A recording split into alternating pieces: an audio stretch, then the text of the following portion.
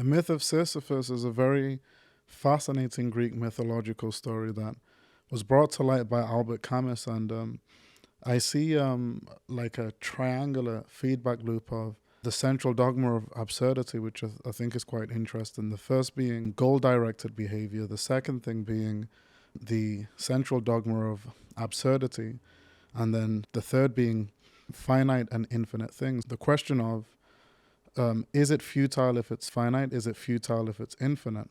And so the story goes like this. So the myth of Sisyphus. So Sisyphus is condemned, indicted, and accused of a number of different crimes by the Greek mythological underworld.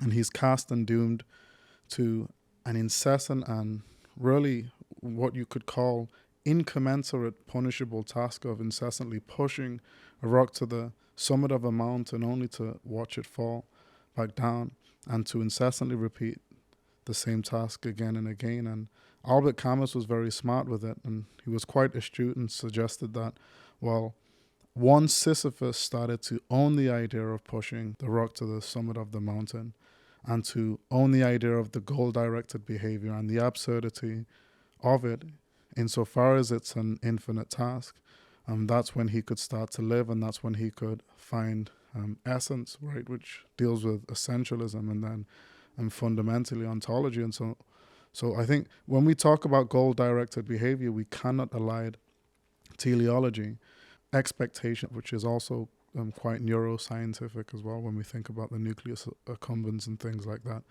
The other dopaminergic mesolimbic dopamine pathway, which is interesting.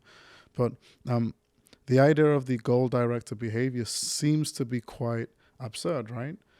To push a rock to the summit of a mountain sounds boring, but I guess we're all enduring the same incessant tasks with our laborious work, day-to-day work that we have. And so maybe we can find a bit of analogy of our own lives within it. And then when we think about finite and infinite things, just because it's finite, does it render something futile? And likewise of something that's infinite as well. And so we try and, some people try and cope with the idea of life being finite, and so there has to be an eschatological afterlife that kind of renders life, the finite world, a test or whatever. And so other people understand that it can be finite as well, and so thus they render life being more meaningful. And so those interesting conversations can come off the absurdity of it. And then fundamentally, looking around and realizing interesting facts about the universe can be as absurd.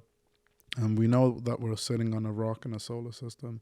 It takes 100,000 years for light to cross one galaxy. We know that there are around 2 trillion observable galaxies in the universe. And we know there are around 400 billion stars in our galaxy alone. And interesting facts like that render life absurd, and yet we all act as if we epistemically and fundamentally understand this world and why we exist, but yet we are faced with this incessant task of somewhat pushing this rock to the summit of the mountain. I think it's very interesting when we think of goal-directed behavior, telos, when we think about finite and infinite things, when we think about futility, and then the absurdity of absolutely everything that we have.